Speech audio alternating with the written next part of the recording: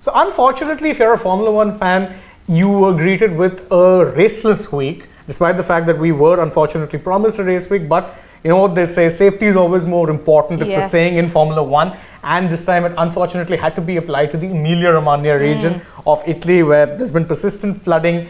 And well, you'd hope that, you know, the situation there gets better. Racing there would have made no sense at this point in time. So with that being said, we both were thinking of debating on a certain topic.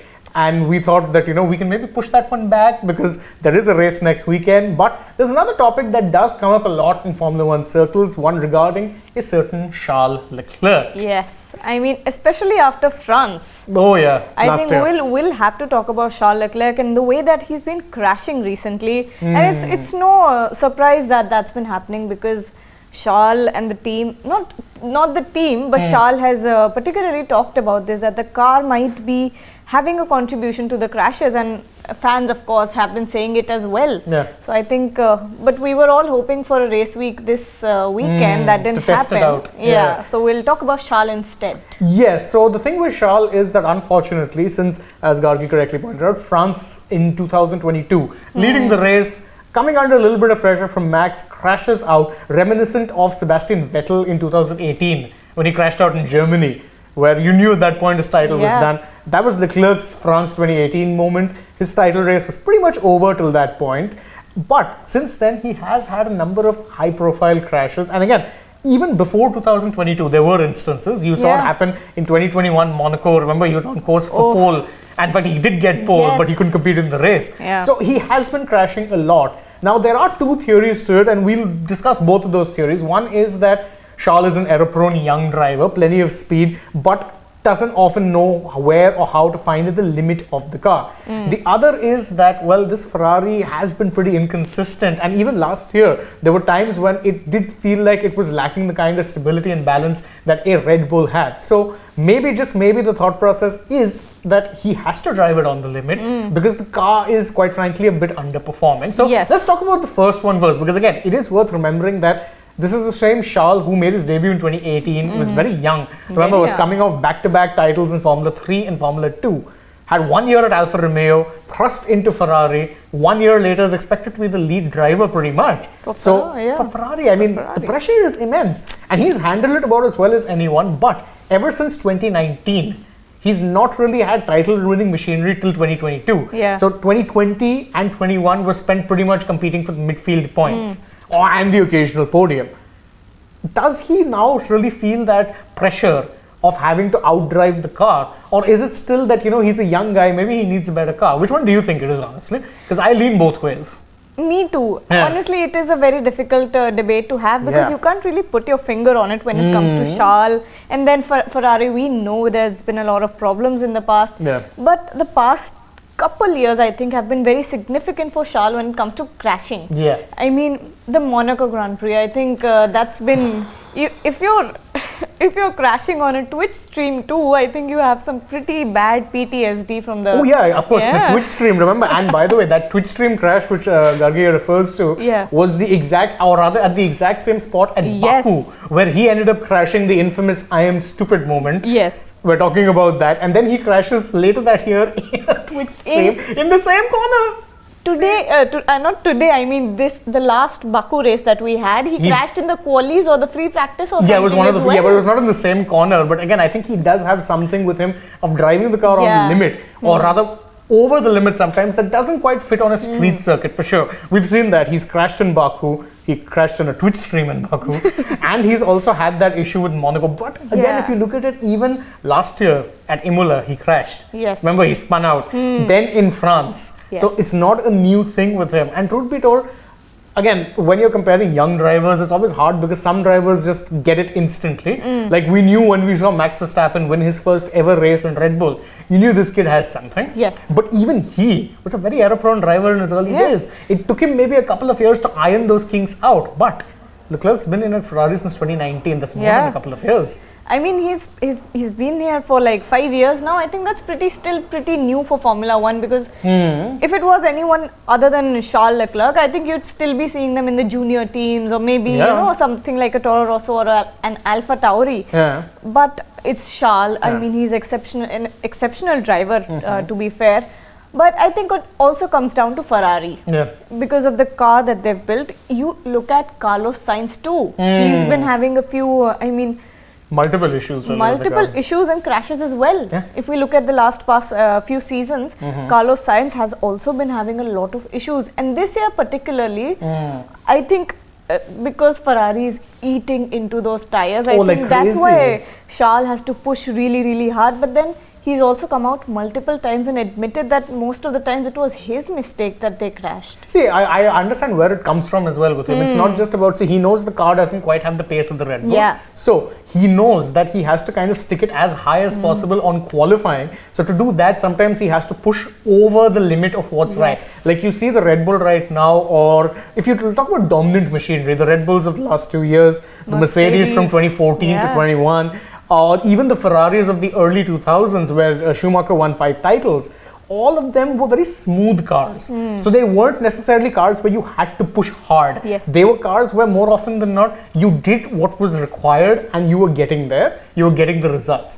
With Charles, he knows he has to push harder and harder to ensure that he can take that car, stick it in qualifying, and then hope against hope that he can keep the Red Bulls behind him.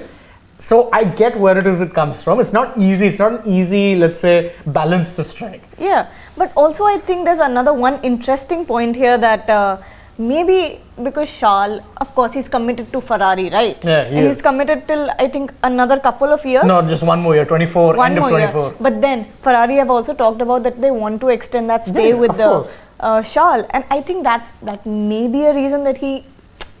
If I'm committed to a franchise or a team, why would I go out and badmouth them, right? That's also something that I cannot do. Look at Valtteri had a very, very honest opinion about Mercedes, and when he was the second driver in there, they kicked him out. Yeah, because he wasn't performing also. That was partly down, I know, but then there was a lot of backlash from the team as well, from Toto as well, from Valtteri. I think that's something that's similarly, in the back of the mind, Charles knows that this is where I want to be. He's got no chance at a Red Bull or a Mercedes. So maybe I cannot go out there and badmouth the car, even if it is the reason why I'm crashing so much. Exactly. On the other hand, if I were him, and I know, I understand that, it's sometimes easier said than done. Yes. Look, you know that this Ferrari, respectfully, is not right now a title-winning force. Yeah. So what do? Do you look to kind of compete with the Red Bulls, or do you take a step back and say, yeah, you know what, this year right now where the car is, we're not going to compete with the Red Bulls. Let's try and do our best to ensure that we can finish ahead of the Aston Martins and the Mercedes, because that would be the smarter thing to do right now. Say that I'm going to play the percentage game. You're seeing it with even Aston and Mercedes, by the way. Both of them know that they're not quite in the race with the Red Bulls. Yes. They don't fight the Red Bulls. More often than not, they'll fight each other when the chance arises. So I think you have to be smart, and it's a sad reality of when you reach a moment where one team is dominant. We saw it for years with Mercedes. The rest of the teams were fighting amongst themselves. The Mercedes were ahead. You're seeing it with Red Bull now.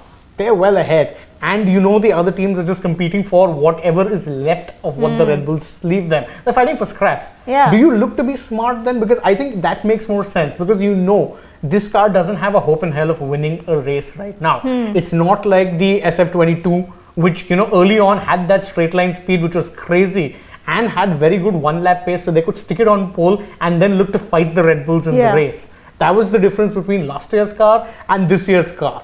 And I think maybe he needs to be a little smart himself and say, look, I don't need to be on the limit at every single lap or every single quali lap, because there is a risk of me crashing. Yes, I think that's what it is. Charles is pushing too hard right now, and like we said, that the Ferrari is eating into those tires. I remember hearing a quote from one of the engineers, I think, even the pit stop, the pit lane, the travel from the pit entry to the pit stop is too long for them. Oh my God. Why? Because the tires are so bad already. Even that is affecting the degradation is crazy. Yeah. So I think that's what it is. And then he's competing with the crazy Max Verstappen, though some other level Max Verstappen is on right now. And because of that, I think he's late braking a lot, and really, really pushing hard. And I have a few very interesting quotes from Charles. Please, go ahead. So after the Imola crash, I believe France and Imola crashes of last year. he talked about it, but after the France crash this year, he's talked about crashing way too much, and he said, I am losing way too many points. I think because okay, he said, because honestly probably we were the strongest car on the track. So if we lose the championship by 32 points at the end of the season, it's unacceptable. I just need to get on top of those things. Then he said, when the interviewer asked him about why he thought he was crashing so much, and I think they look at a lot of data, like what the car was doing at the moment and all of those sorts of things. But he took the blame, sort of, and then he said, I go through the same process all the time, try to analyze everything, the data, and today the snap was a bit weird one, meaning there was something wrong with the car. So I'll look into the data and try to understand if there is anything that I do not know yet. But to me, it is a mistake. That's it. And that's fair. That's an honest assessment. Yeah, and I think there is a lot of crypticness in here, because look at the way he's talked about it. He said, this is not something that's happened before with the car, and it was a weird snap. So maybe there is a little bit of backstory to it that we probably don't know about. There are some problems with the Ferrari that are not visible to us, maybe. And truth be told, I remember after last year when there was that regulation change which mandated that the floor edges be raised to 15 millimeters, Ferrari were never quite the same after that. So they may have said or claimed that it didn't really impact performance, but they didn't win a race thereafter. So it was quite clearly something that impacted them. I don't think they've quite gotten on top of that problem in 23. So I do think that, there are issues with the car that aren't able to be resolved, similar to what, say, Mercedes had with their own car, which is very much a differing design so far, at least. Will probably be changing eventually once the Monaco Grand Prix is around. But they've also had that same problem where they went with a very different design, and then every weekend there seemed to be something new. You're like, oh, on this particular circuit, this isn't working. On that circuit, this seems to be working fine, but that isn't working. So there are complications they need to get on top of. I don't think they've been able to do that yet. But I think till then, what Charles needs to maybe do, and this is where, again, you don't really know, truth be told, we'll try and close out this debate with a very simple question, because, and this is very honestly, it's a chicken and egg sort of thing. It's about what comes first. Can we say that he is going to become a better driver once he has a better car? Much like Verstappen, really, because again, Verstappen, remember, in 2021, there were races where the car was not the quickest, and he drove out of desperation. Remember the races, I think in Britain, he caused that crash, Italy, on top of Lewis's car. So there were instances where he was driving way over the limit and ended up paying the price for it. Similarly, with Leclerc, do you say then that, okay, I'm going to drive it over the limit and try maybe to dial it down just a little bit, but still not change my style because I know this car isn't good enough? Or am I going to drive within the limitation of this car, maximize my points, and maybe work on my own style rather than worrying about the car? Which one do you think it should be? I mean, if Charles stops pushing it, there's a Mercedes behind him that's going to take him over. And we saw that, how easily, he's been overtaken by Checo, of course, but then the Mercedes as well. Yeah, Lewis last race, remember, he caught him in the end. So he did. So I think it's a very hard place to be at when it not comes to Charles. So the conclusion is that there's no conclusion. For me, I think right now, and again, I agree with you that in the sense that it really could be anything. We don't know. But in the short term, if I'm Charles, I'm thinking, look, this is the car I have. What's the best I can get out of it? I'm not going to try and drive that car like a Red Bull because it isn't a Red Bull. I'm not going to try and drive that car like a Mercedes or an Aston Martin because it's not. So I think right now, work around the limitations and hope to God whatever upgrades you get makes the car better to drive. Because otherwise, you're going to be seeing a lot more crashes, you're going to be seeing a lot more frustration. And come the end of 2024, there's going to be a lot of talks about that contract. Will he sign it? Will he head to another team? Because remember, Lewis Hamilton's contract status, he's there till the end of 2023. Has said multiple times that he signs a new contract, multi-season. But what if he decides at the end of the season, nah, I'm done? There's suddenly an opening in one of the top teams in the grid. Charles would be a fool to turn him down. And Toto Wolff himself has come out saying that, swell guy, we'll keep a look on him in the medium term or the long term. So it's not as if the eyes aren't already on the man. And I can understand why. But I think if you're Ferrari, then you need to be worried. And you need to be working on solutions pronto. Because you don't want to be losing your star boy.